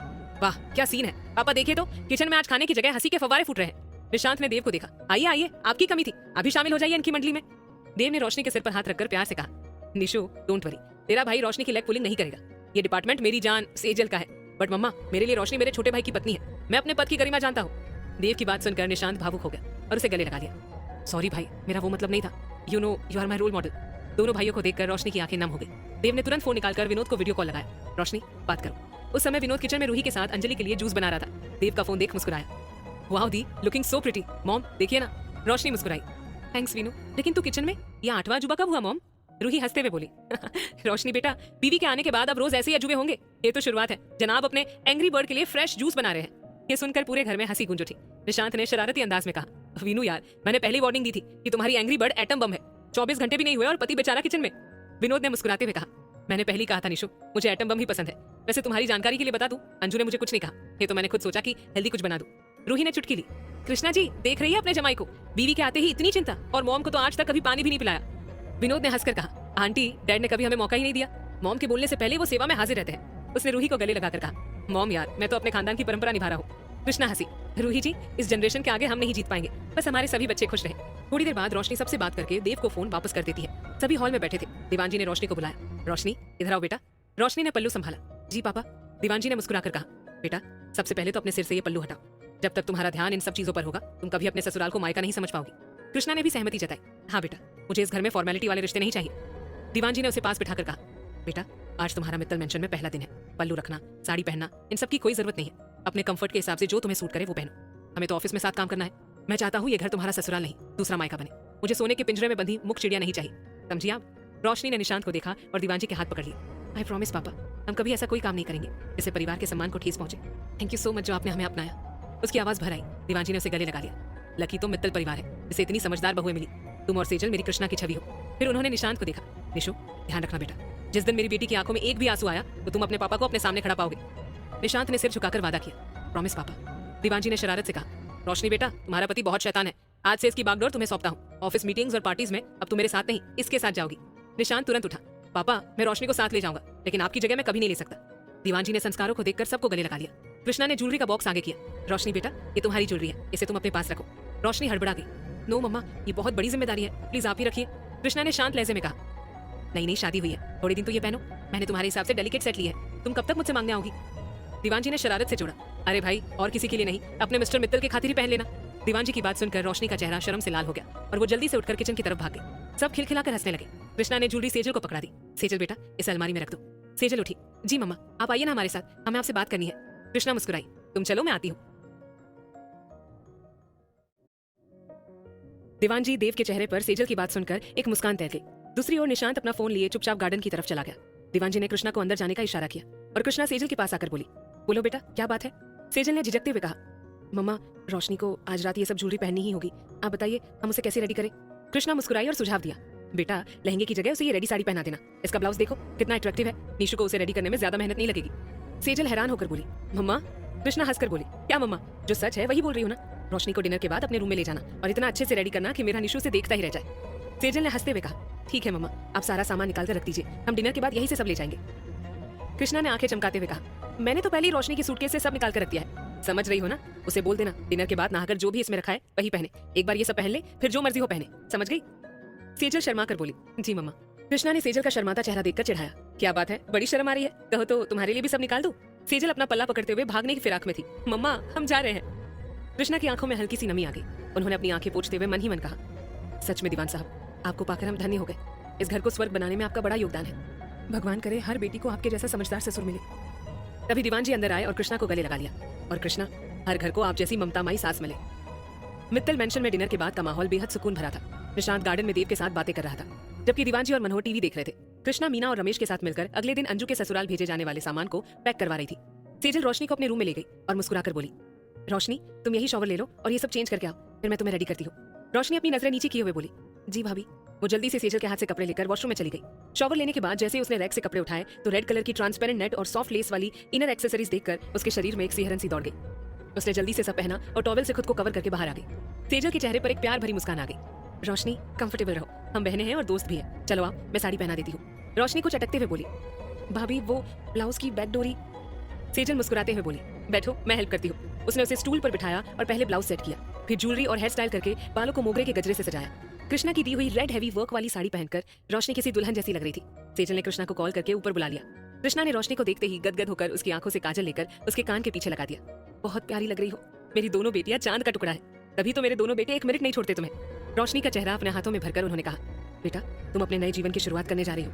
मेरे निशु का हमेशा ध्यान रखना, वो जितना शरारती है उतना ही अपनी फैमिली को लेकर कह रही है। आज की रात दोनों एक दूसरे को समझो, भगवान तुम्हें हर बुरी नजर से बचाए। उन्होंने उसका माथा चूमा और सेजल से कहा, बेटा ये निशु के रूम की चाबी है, रोशनी को अब उसके रूम में ले जाओ, मैं देव को कहकर निशु को भेजती हूँ। सेजल मुस्कुराते हुए बोली, चलिए देवरानी जी। तभी मीना ऊपर आई। सेजल इसके चेहरे को घूंघट से ढक दो। रोशनी जब तक निशु मुंह दिखाई का नेक नहीं दे हाथ मत लगाने देना। मीना की बात सुनकर रोशनी शर्म से लाल हो गई। सेजल और रोशनी ने दोनों के पैर छुए और आशीर्वाद लेकर वे निशांत के रूम की तरफ बढ़ गई। रूम का गेट खोलते ही रोशनी की आंखें आश्चर्य से फैल गई। उसने सेजल का हाथ पकड़कर कहा, भाभी what a beautiful room decoration, amazing thoughts. Sejal ने प्यार से कहा, पसंद आया तुम्हें? हमारे लिए यही बहुत बड़ी बात है। पता है रोशनी, तुम्हारे बिग ब्रो और जीजू थोड़े कंफ्यूज थे। उन्होंने आज तक कभी तुमसे खुलकर बात नहीं की थी, इसलिए उन्होंने भैया की पसंद और अपने थॉट्स मिलाकर ये रूम डेकोरेट करवाया। रोशनी भावुक होकर बोली, सच भाभी सब बहुत सुंदर है। सेजल ने रोशनी का चेहरा छुआ। रोशनी बेहिचक आज अपने प्यार की शुरुआत करना, भैया बहुत ही सॉफ्ट हार्टेड और कूल है। आज की रात सारे शर्म के पर्दे गिराकर अपने साजन की बाहों में जमकर प्यार की बारिश में भीग जाओ। All the best. इतना कहकर सेजल बाहर निकल गई। निशांत का रूम किसी सपने जैसा था। देव और अर्जुन ने क्रिस्टल की कलरफुल लाइटिंग, गोल्डन लड़ियां और ताजे फूलों से रूम सजाया था। बीचों बीच एक राउंड शेप बेड था। सामने की दीवार पर उनकी सगाई और शादी की तस्वीरों का कॉलाज था। अर्जुन ने उसे कैनन का 6D mark DSLR camera gift किया था, जो ट्राइपॉड पर लगा था। रोशनी टेरेस के गेट से बाहर की ओर निकल गई, जहाँ से पूरा मित्तल हाउस दिख रहा था। इतने में देव और सेजल निशांत को लेकर बाहर आए। देव ने उसे गले लगाया, ऑल द बेस्ट छोटे, जाओ रोशनी इंतजार कर रही होगी। सेजल ने शरारत से कहा, भैया मेरी देवरानी को ज्यादा तंग मत करिएगा। निशांत शर्माते हुए बोला, भाभी एक तो भाई ने जबरदस्ती ये सूट पहना दिया, ऊपर से आप ऐसी बातें कर रही है। देव ने उसका गाल छुआ, अंदर तो जाओ निशु, जीजू की तरफ से एक खास सरप्राइज है, enjoy your golden night. Nishant जैसे ही रूम में आया सजावट देखकर दंग रह गया। उसकी नजर साड़ी पहने दुल्हन के रूप में सजी रोशनी पर पड़ी, जो टेरेस पर खड़ी थी। वो तेजी से टेरेस पर गया और पीछे से उसे बाहों में भर लिया। रोशू आप यहाँ क्या कर रही है? रोशनी के पलटते ही निशांत की धड़कनें बेतहाशा बढ़ गई। उसने इंटेंस नजरों से उसे स्कैन करते हुए कहा, ब्यूटीफुल रोशू, एक चांद फलक पर है और दूसरा धरा पर मेरे साजन के आगोश में लिपट कर तैयार है। मेरी आंखों में देखो रोशू। रोशनी ने शर्माते हुए नजरें उठाई। निशांत ने बेहद करीब आकर कहा, रोशू ये नशीली आंखें आज मेरे पास बिखरने को बेताब है। आपकी इजाजत हो तो क्या मैं अपने अधरों का स्पर्श इन बेचैन निगाहों पर दे सकता हूँ? रोशनी मुस्कुराई, निशु आप आज हमसे इस अंदाज में? निशांत ने गजरे के फूलों को छूते हुए कहा, मेरा चांद आज इतना खूबसूरत है कि बिना मेहनत के अल्फाज बाहर आ रहे हैं। अपने निशु को इजाजत दो, आपका पति अपने लबों की छुअन से आपकी बेचैनी दूर करना चाहता है। रोशनी ने सिहरते हुए कहा, हम तो पूरे आपके हो चुके हैं निशु। हमने तो पहले ही कहा था कि हम आज की रात अपने रिश्ते में आगे बढ़ना चाहते हैं, तो फिर परमिशन का सवाल ही नहीं। उसके शब्द अटक गए क्योंकि निशांत की उंगलियां उसकी कमर पर कोहराम मचा रही थी। निशांत उसे उठाकर अंदर ले गया और कैमरा ट्राइपॉड पर रखा। वहां अर्जुन जी का कार्ड था, अ स्मॉल गिफ्ट फ्रॉम जीजू on the golden night. Nishant भावुक हो गया, लव यू जीजू और बिग ब्रो। रोशनी ने कहा, निशु हमें पहली पिक जीजू को भेजनी चाहिए। निशांत ने DSLR से दोनों की एक खूबसूरत फोटो ली और मैसेज किया, थैंक यू जीजू, आपके अनमोल तोहफे ने मेरी रात और हसीन बना दी, लव यू। निशांत रोशनी को अपनी बाहों में उठाकर सोफे पर ले जाता है और उसे अपनी गोद में बिठाकर बेहद कशिश भरी आवाज में कहता है, रोशनी हमारे साथ इस हसीन रात की शुरुआत से पहले मैं हम दोनों के कुछ यादगार लम्हे कैमरे में कैद करना चाहता हूँ। आप रेडी है ना? रोशनी थोड़ी झिझकते हुए अटक कर बोली, निशु बड़ी मम्मा ने जो कहा था वो तो हम भूल ही गए। निशांत उसके बालों में लगे मोगरे की महक में खोते हुए मुस्कुराया, क्या कहा था रोशू बड़ी मम्मा ने? रोशनी उसकी आंखों में देखते हुए मुस्कुराकर बोली, निशु बड़ी मम्मा ने हमें घूंघट करके आपके सामने आने को कहा था कि जब तक आप हमें मुंह दिखाई का गिफ्ट नहीं देते तब तक हम आपको अपना चेहरा ठीक से नहीं दिखाएंगे और ना ही हाथ लगाने देंगे। रोशनी के शब्द अचानक वही जम गए क्योंकि निशांत अपनी सर्द और इंटेंस नजरों से उसके चेहरे की एक एक लकीरों को स्कैन कर रहा था। निशांत मुस्कुराते हुए बोला, रोशू आपको नहीं लगता ये सब बहुत फिल्मी स्टाइल हो जाएगा? वैसे भी मैंने तो अपने चांद का दीदार कर ही लिया है। उसकी गर्दन के पास अपना चेहरा ले जाकर वो फुसफुसाया, रोशू अब तो बस इस खूबसूरत बदन से ये चिलमन उठाना बाकी है। इतना कहकर उसने उसकी साड़ी के आंचल को कंधे से नीचे की तरफ गिरा दिया, जिससे रोशनी का मादकता से भरपूर गोरा बदन निशांत की आंखों में समा गया। निशांत ने अपनी गर्म हथेलियां उसकी खुली कमर पर रखी और उसे अपने सीने से सटा लिया। एक हाथ को उसकी गर्दन पर लपेटते हुए वो अपनी उंगलियों से बेहद कामुक अंदाज में उसे हल्के हल्के टच करने लगा। रोशनी उसके स्पर्श से सिहर कर पीछे पलटी और निशांत के सीने में चुप गई। निशांत ने उसे अपनी बाहों में कस लिया, रोशू मुझे आपको सीने से लगाकर अच्छे से महसूस करना है, लेकिन जब तक ये वस्त्रों का पर्दा हमारे बीच है मैं आपको पूरी तरह से फील नहीं कर पाऊंगा। M I allowed? रोशनी ने निशांत की आंखों में डूबकर अपनी पलकें धीरे से झपका दी, जो उसकी मौन सहमति थी। निशांत ने पहले उन खूबसूरत पलों को कैमरे में कैद किया, फिर कैमरा ऑफ करके वार्डरोब में रख दिया। रोशनी का हाथ पकड़कर वो उसे आईने के सामने ले गया और अपनी पॉकेट से एक बॉक्स निकालकर उसे थमाते हुए बोला, रोशू ये आपकी मुंह दिखाई का गिफ्ट, खोलकर देखिए। रोशनी ने वो रेड कलर का बॉक्स जैसे ही ओपन किया, उसमें सोने के 2 बेहद खूबसूरत और चौड़े कंगन थे, जिन पर बारीक नक्काशी से निशानी लिखा था। वो निशांत को देखते हुए उसे अपने होठों से छूती है और अपनी कलाई आगे करते हुए कहती है, निशु, इन्हें हमारी कलाई में हमेशा के लिए सजा दीजिए। आज से हम अपनी कलाई को कभी सुना नहीं रखेंगे। हमारे प्यार की निशानी को हम हमेशा पहनना चाहते हैं। निशांत ने उसके हाथों से सारी चूड़ियां उतारकर वो कंगन पहनाए और उसकी नाजुक कलाई को अपने होठों से लगा लिया। रोशनी हर स्पर्श से सिहर रही थी। अब निशांत के हाथ रोशनी के बदन से एक एक ज्वेलरी उतारने लगे। सबसे पहले मांग टीका और नेकलेस हटाकर जैसे उसने अपने होठ रोशनी की गर्दन पर छुलाए, रोशनी के मुंह से एक मदहोश कर देने वाली आह निकली। निशांत ने अपना ब्लेजर और शर्ट उतारकर सोफे पर फेंका और रोशनी को गोद में उठाकर बेड पर लिटाते हुए कहा, रोशु, ओपन योर आईज। रोशनी ने जैसे ही आंख खोली और निशांत को शर्टलेस देखा, उसके शरीर में करंट सा दौड़ गया। वो बेड से उठकर निशांत के सीने पर अपने फड़कते होठों को छुआने लगी। निशांत के हाथ उसकी खुली कमर को कसकर पकड़ने लगे। दोनों प्यासे प्रेमी रूह की गहराइयों में समाने के लिए बेताब थे। निशांत ने उसे धीरे से बेड पर लिटाकर अपनी इंडेक्स फिंगर और थंब से उसकी नाभि और कमर के आसपास खेलना शुरू किया। उसके स्पर्श से रोशनी की धड़कनें तेज हो गई। वो नीचे झुककर उसके कोमल बदन को चूमने लगा। कमरा रोशनी की दबी दबी आंखों से गूंज उठा। निशांत ने उसे बिठाया और पानी पिलाते हुए कहा, रोशु, कंट्रोल कीजिए ना, आपकी मदहोशी भरी आवाज सुनकर सब कुछ बिखर जाएगा। Please control yourself. अभी तो मुझे आपको बहुत सारा प्यार करना है। रोशनी लरसते हुए बोली, निशु, हम बहुत बेचैन हैं। निशांत ने उसकी कॉलर बोन पर अपने होठ रखकर कहा, आपके बेचैन दिल को ही तो शांत करने की कोशिश है रोशु, बट अभी मुझे आपको यूं ही महसूस करना है। उसने रोशनी की नथ उतारकर साइड में रखी और अपने होठों की हलचल उसके पूरे चेहरे पर शुरू कर दी। काफी देर तक होठों के मिलन और स्पर्श के बाद निशांत की वॉच में रोशनी की साड़ी की डोरियां उलझकर खुल गई। ब्लाउज का आवरण हटते ही रोशनी सिहर उठी। जैसे ही निशांत ने उसकी धड़कनों को महसूस किया, उसकी बेचैनी बढ़ गई। धीरे धीरे बदन के सारे वस्त्र अलग हो रहे थे। निशांत जब बेड से उठने लगा तो रोशनी ने उसका हाथ पकड़ लिया। निशु, कहाँ जा रहे हो? निशांत ने सर्द आवाज में कहा। रोशु, आप में पूरी तरह समाने से पहले कुछ प्रिकॉशन भी जरूरी है। रोशनी ने उसका हाथ पकड़कर कहा, Nishu, we do not need any kind of precaution. Nishant हैरान होकर बोला, what, are you serious? Roshni ने आंखें बंद करके धीरे से कहा, आज की रात पहली बार मुझे ऐसे ही आपको दिल की गहराइयों से महसूस करना है। निशांत मुस्कुराया और बोला, ओके माय लव, बट रोशु, वो पहली बार में कुछ। रोशनी ने आत्मविश्वास से कहा, हमें सब मंजूर है निशु। उस रात वे दोनों प्रेम के सागर में डूब गए। निशांत ने रोशनी पर अपना सारा प्यार बरसाया। हर आह, हर स्पर्श और हर धड़कन एक दूसरे का नाम ले रही थी। निशांत ने उसे चूमते हुए कहा, थैंक यू रोशनी, आपके साथ ने इस रात को और हसीन बना दिया। लव यू जान, आज हमारा प्यार पूर्ण हुआ। रोशनी मुस्कुराते हुए बोली, लव यू टू निशु, हम आज एक हो गए। 7 फेरों का बंधन मुबारक हो मिस्टर मित्तल। निशांत ने उसके कान में फुसफुसाया, Mrs Mittal, this is not fair. आप अगर ऐसे ही निशु को प्यार करेंगी तो इस कमरे में फिर से प्यार की बारिश शुरू हो जाएगी। रोशनी ने चेहरा ढक लिया, निशु, अभी नहीं, आपकी ख्वाहिश सुबह। निशांत उसे जकूजी में ले गया, जहां उन्होंने स्टीम बात ली। बाहर आकर उसने रोशनी को एक नेट की ड्रेस पहनाई और दोनों एक दूसरे में सिमटकर गहरी नींद में सो गए। वहीं दूसरी ओर देव और सेजल अपने रूम में थे। देव ने उसे झूले पर बिठाया और अपनी बाहों में लेते हुए कहा, सेज, बहुत थकान है, लेकिन उससे पहले मुझे आपको अपने में समेटना है। जान, आज भले ही आपका प्यार करने का मूड ना हो, बट मेरी खातिर। सेजल ने उंगली उसके होठों पर रख दी। देव, आपने कैसे सोच लिया कि हमारा मूड नहीं है? अगर हमारा बस चले तो आपको कभी रिहा ना करे।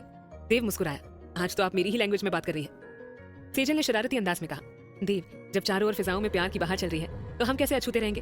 अब तक तो भैया के रूम में रोमांस की बारिश शुरू भी हो गई होगी। देव ने उसे सीने से लगाकर कहा, जान, आप बहुत शरारती हो रही है, बट मैं बहुत खुश हूँ कि रोशनी और निशु एक हो गए। देव उसे लेकर वॉशरूम में गया और शॉवर ऑन कर दिया। दोनों ने एक दूसरे के प्यार में भीगते हुए अपनी थकान मिटाई। बाद में बेडरूम में आकर देव ने उसे पैशनेटली किस किया। सेजल की आहें सुनकर देव मुस्कुराया, जान, अभी तो आप निशु को कह रही थी कि धड़कनों का शोर बाहर नहीं आना चाहिए। अपनी स्क्रीमिंग कंट्रोल में रखिए, वरना देवर देवरानी सुबह आपको ही पकड़ेंगे। सेजल ने उसके सीने पर हल्का सा काटते हुए कहा, उड़ा लीजिए मजाक, आप जानते हैं ना कि आपकी कडलिंग करते ही हम सिहर उठते हैं। रात के सन्नाटे में पूरे घर में प्रेम की खुशबू बिखरी हुई थी। दोनों जोड़े एक दूसरे की बाहों में सुकून की नींद सो रहे थे। विनोद शाम को शिवाय और आर्या के साथ अजमेर भ्रमण और शॉपिंग के लिए निकलने वाले थे। विनोद ने अंजू को भी अपने साथ चलने के लिए कहा था, लेकिन एन वक्त पर पुष्कर से मेहमानों के आने के कारण घर में हलचल मच गई। ताई जी और बुआ जी ने सहगार की रस्म का हवाला देते हुए अंजू को घर से बाहर जाने से मना कर दिया। रूही को विवश होकर अपनी बहू को रोकना पड़ा। रूही अंजलि के कमरे में गई और उसका गाल सहलाते हुए बोली, सॉरी बेटा। अंजलि ने तुरंत रूही को गले लगा लिया और हल्की नाराजगी जताते हुए कहा, मॉम, आज के बाद अगर आपने हमसे सॉरी या थैंक यू कहा तो हम सच में आपसे नाराज हो जाएंगे। फिर उसने विनोद की तरफ देखते हुए रूही का हाथ पकड़ा और बोली, मॉम, सर के साथ तो हमें अब सारी जिंदगी रहना है। आज नहीं जाएंगे तो क्या फर्क पड़ेगा, आज हम सबके साथ रहना चाहते हैं। उसने शरारत से रूही के कान में फुसफुसाया, मॉम, वैसे भी 2 दिन बाद तो हम पूरे 15 दिन अपने हनी बनी के साथ अकेले रहेंगे। वहाँ हमें डिस्टर्ब करने वाला कोई नहीं होगा, तो डोंट वरी, ये 4 घंटे की कसर हम वहाँ पूरी कर लेंगे। अंजलि की बात सुनकर रूही के चेहरे पर मुस्कान आ गई। अंजलि ने विनोद की तरफ देखकर कहा, सर आप जाइए, हम ठीक है, मॉम डैड हमारे साथ है। विनोद ने अंजलि का हाथ पकड़कर उसे अपने गले लगाया। ध्यान रखना अपना, कुछ चाहिए? अंजलि ने विनोद को देखकर शरारत से कहा, आप चाहिए, बोलिए कब मिलेंगे? विनोद ने उसके कान में फुसफुसाया, आकर मिलता हूँ, फिर जो मनाए कर लेना, आज नहीं रुकूंगा। अंजलि विनोद के स्पर्श से सिहर उठी और बोली, जल्दी आ जाएगा, हमें इंतजार रहेगा। विनोद ने उसके माथे को चूमा और कहा, लव यू माय बच्चा। मॉम निकलते हैं, नहीं तो पहुंचने में लेट हो जाएगा। विनोद के जाने के बाद रूही ने सबको डिनर करवाया और 10 बजे तक सब अपने रूम में चले गए। विनोद ने शिवाय के साथ बाहर ही डिनर करने का फैसला किया था। रात के 10 बज चुके थे। रूही ने विजयकांत को दवा दी और कहा, विजय अब आप रेस्ट करिए, मैं एक बार अंजू को देख कर आती हूँ। विजय ने शांति से कहा, रूही क्या फर्क पड़ता है अगर अंजू और विनोद एक साथ रूम में रुक जाएंगे तो, मेरे दोनों बच्चे समझदार है। रूही पलंग पर बैठते हुए बोली, विजय जानती हूँ मेरे बहू बेटे बहुत समझदार है, लेकिन कोई गलती से भी अगर मेरी बहू पर उंगली उठाएगा तो मुझसे बर्दाश्त नहीं होगा। विनू को आज रोशनी के रूम में रहने दीजिए। विनोद जब 11 बजे घर पहुंचा तो रूही ने ही गेट खोला। आर्या और शिवाय को विदा करने के बाद विनोद सीधा अपने रूम में गया। उसकी नजर बेड पर सोई अंजलि पर पड़ी। मध्यम रोशनी में अंजलि का गोरा नाजुक बदन बेहद खूबसूरत लग रहा था। विनोद ने चुपचाप कपड़े बदले और अंजलि के पास जाकर बैठ गया। अंजलि ने अभी भी रूही की दी हुई भारी नथ पहन रखी थी। विनोद की गर्म हथेलियां जैसे ही उसके पैरों को छूती है, अंजलि नींद में हड़बड़ा कर उठ गई। सर आप कब आए? विनोद ने उसे खींचकर बाहों में भर लिया। सॉरी बच्चा, बहुत लेट हो गया ना।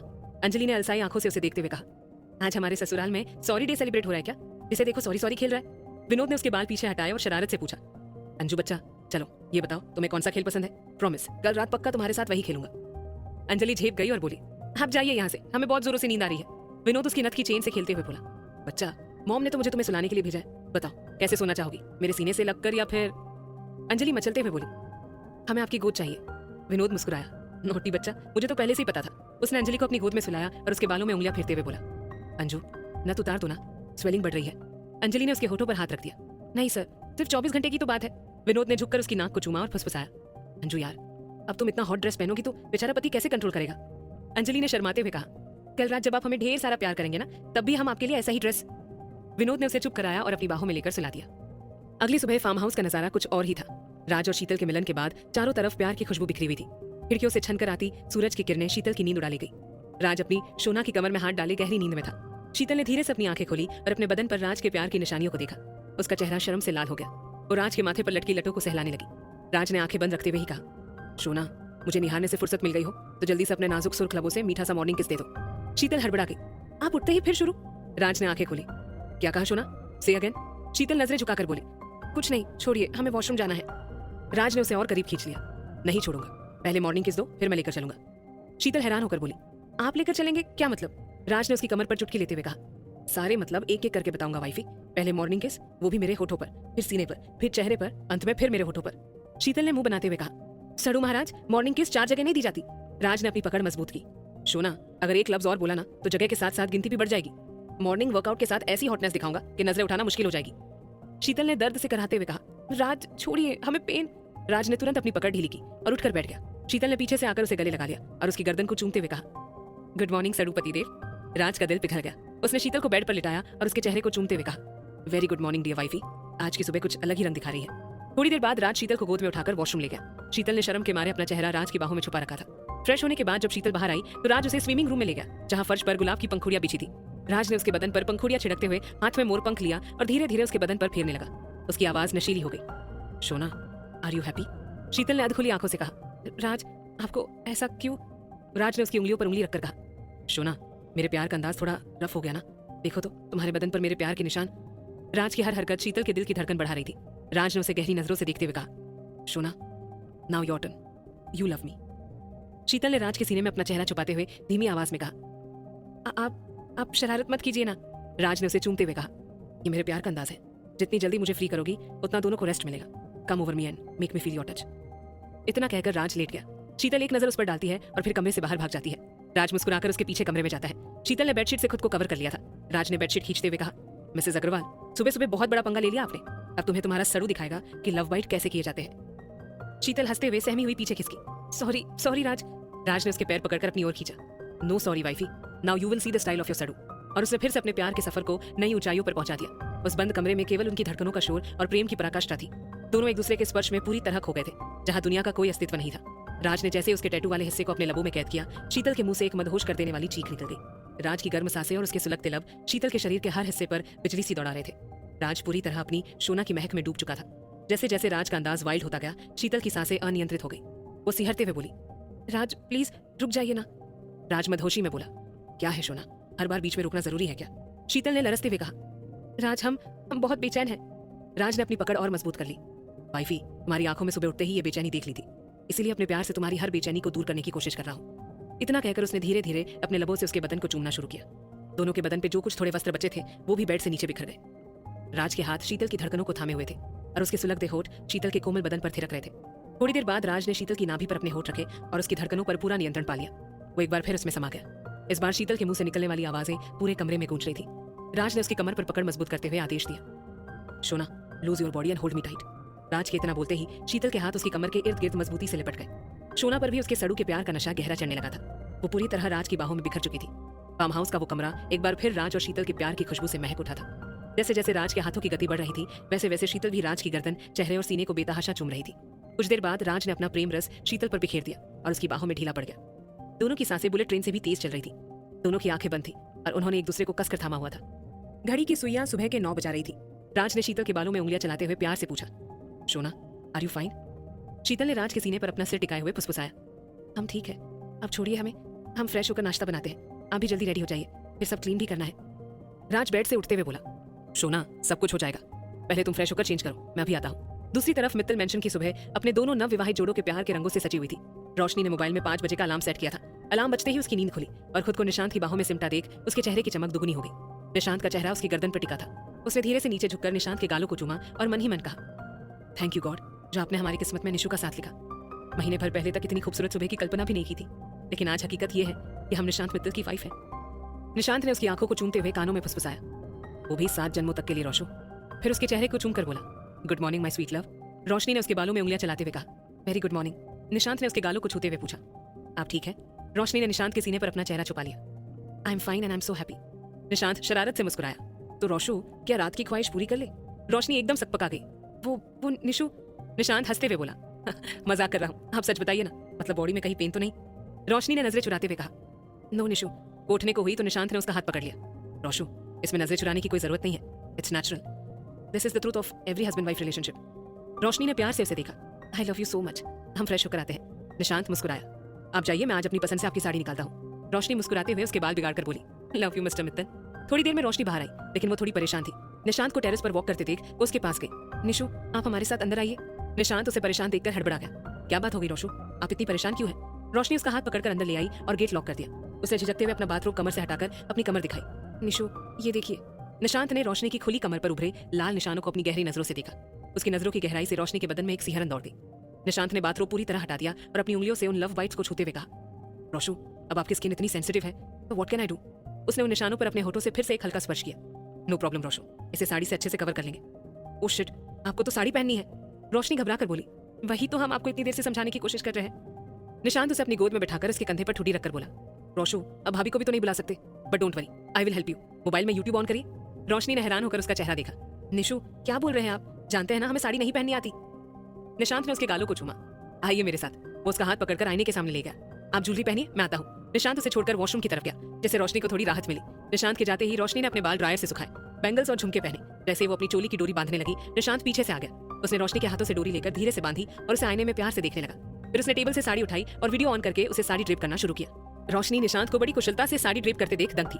निशांत ने उसकी कमर पर अपने होठ रखे और फुसफुसाया, रोशो, अगर आपकी नजरें मुझ पर ऐसे ही टिकी रही तो मैं कंट्रोल खो दूंगा और शरारतें अभी शुरू हो जाएंगी। आप लेट हो जाओगे, पहले आप नीचे जाकर सबसे मिल लीजिए, फिर रूम में आकर अपनी नजरों की बेचैनी पूरी तरह दूर कर दूंगा। इतना कहकर उसने आंचल को पिन से अटैच किया और आईने में देखते हुए शरारत से कहा, मिसेस मित्तल, अपने पति का टैलेंट देख लीजिए, बिल्कुल भाभी जैसी साड़ी ड्रेप की है। रोशनी ने आईने में खुद को देखा और जल्दी से पीछे मुड़कर निशांत के होठों को चूम लिया। Thank you so much Nishu, you are genius, allrounder, multi talented. Nishant ने उसे अपनी बाहों में भर लिया। रोशु, इतने भारी भरकम टैग नहीं चाहिए, मुझे सिर्फ आपका सच्चा हमसफर बनना है और जीवन भर आपको यूं ही अपने आगोश में भरकर ढेर सारा प्यार करना है। उसने रोशनी का चेहरा अपने हाथों में लिया, और बताइए क्या हेल्प करूं? रोशनी मुस्कुराई, सब हो गया निशु, 6 बजने वाले हैं, आप रेडी हो जाइए, साथ में नीचे चलेंगे। निशांत ने रोशनी को माथे पर चूमा और कमरे में प्यार से एक नए और मीठे एहसास की शुरुआत हो गई। दोनों ने मिलकर अपनी इस नई जिंदगी के पन्नों को खूबसूरती से सजाया। निशांत ने प्यार से रोशनी का गाल चूमा और अलमीरा से अपना लोअर टी शर्ट निकालकर रेडी हो गया। निशु के तैयार होते ही दोनों एक दूसरे का हाथ थामे नीचे आए। देव जॉगिंग से लौटकर दीवान जी के पास बैठकर न्यूज़पेपर पढ़ रहा था। मीना और मनोहर अपने रूम में थे, जबकि कृष्णा पूजा के बर्तन धोकर मंदिर की ओर बढ़ रही थी। उनकी नजर जैसे ही सीढ़ियों से उतरते निशानी यानी निशांत और रोशनी पर पड़ी तो रोशनी को इतने करीने से साड़ी पहने देख उनके चेहरे पर एक शरारती मुस्कान तैर गई। उसी समय सेजल भी हॉल की तरफ आ गई। निशानी ने नीचे आकर कृष्णा और सेजल के पैर छुए। गुड मॉर्निंग भाभी, मम्मा। कृष्णा ने दोनों के गाल सहलाते हुए कहा, वेरी गुड मॉर्निंग बेटा, क्या बात है निशु, आज तो तेरी सुबह बड़ी जल्दी हो गई। कृष्णा की बात सुनकर दीवानजी और देव ने पीछे मुड़कर देखा और निशानी को साथ देखकर उनके चेहरे खिल उठे। निशांत ने झट से कहा, मम्मा, मित्तल मेंशन में रोशु की आज पहली मॉर्निंग है, हम दोनों आज एक साथ पूजा करके भगवान का आशीर्वाद लेना चाहते हैं ताकि अपनी नई जिंदगी की शुरुआत हो सके। कृष्णा ने शरारत से दीवानजी की तरफ देखा। दीवान साहब, आपके बरखुरदार तो एक रात में ही बहुत समझदार हो गए। दीवानजी मुस्कुराए, कृष्णा, मेरे दोनों बेटे अपने पापा पर गए हैं, इसलिए समझदार तो होंगे ही। निशांत और रोशनी ने दीवानजी के पास जाकर उनका आशीर्वाद लिया। दीवानजी ने रोशनी के सिर पर हाथ रखा। रोशनी बेटा, सेजल की तरह तुम भी सुबह सबसे पहले नीचे आकर अपने मम्मी पापा को गले लगाकर मॉर्निंग विश करना। ये पैर छूना मुझे पसंद नहीं, समझे? रोशनी मुस्कुराई। ओके पापा। देव, गुड मॉर्निंग बिग ब्रो। कल से हमें भी आपके साथ जॉगिंग पर जाने की इजाजत मिलेगी? देव ने रोशनी के सिर पर हाथ रखा। बिल्कुल रोशनी, पर तुम्हें सुबह 5 बजे रेडी होना पड़ेगा। तुम्हारे बिग ब्रो का शेड्यूल बिल्कुल फिक्स रहता है। रोशनी ने उत्साह से कहा, नो प्रॉब्लम ब्रो, कल सुबह 5 बजे हम आपको गार्डन में मिलेंगे। मम्मा पापा, क्या हम भी बिग ब्रो के साथ जा सकते हैं? देवांजी हंसते हुए बोले, व्हाई नॉट बेटा, यू कैन गो। खुद को फिजिकली फिट रखना चाहिए। इतने में ही मीना और मनोहर भी बाहर आ गए। निशानी ने उनका भी आशीर्वाद लिया। कृष्णा ने मुस्कुराकर कहा, सब आ गए हैं तो पहले नीशू रोशनी से पूजा करवा ले, फिर सब चाय पियेंगे। आओ रोशनी, सेजल बेटा, ये रही रोशनी की साड़ी। सेजल मुस्कुराई। मम्मा, पहले पूजा कर ले, बाद में दोनों की खिंचाई करेंगे। सेजल की बात सुनकर सास बहू खिलखिलाकर हंस पड़ी। कृष्णा मंदिर में आकर बोली, रोशनी बेटा, सब नॉर्मल तो है ना? तुम पूजा? रोशनी सेजल की तरफ देखकर असमंजस में पड़ी। ऑफ कोर्स मम्मा, बट आप ये क्यों पूछ रही है? मीना ने कृष्णा को घूरकर कहा, रोशनी, तुम्हारी सास का दिमाग शरारत में उलझ गया है। पहले पूजा में ध्यान लगाओ, उसके बाद अपनी नौटंकी करना। कृष्णा हंसते हुए बोली, क्या भाभी आप भी ना? निशु चल जल्दी आजा।